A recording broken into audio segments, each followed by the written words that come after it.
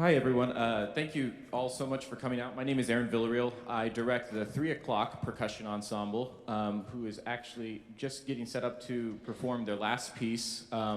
Before we get to that, I wanted to sort of make a plug for ourselves. This coming Saturday, it's February 29th, we are doing our first ever annual Millikin Percussion Workshop, Winter Percussion Workshop. So this is an event. It's going to go on from 9 a.m. to 5 p.m. that day. It's a Saturday.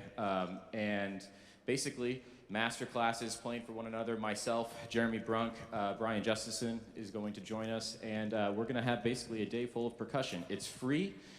Any age group is welcome. So if you have any questions about that, feel free to reach out to myself or Jeremy, and we'll let you know any details. But anyway, getting on to this last piece, The Winding River, typically each year we like to try to give our seniors, at least one of them, an opportunity to work on a percussion ensemble piece, rehearse it, and then conduct it at the concert. And so this year we have Frankie Paredes.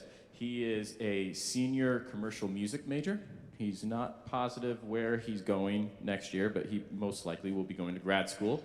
And so, without further ado, I will welcome to the stage Frankie Paredes.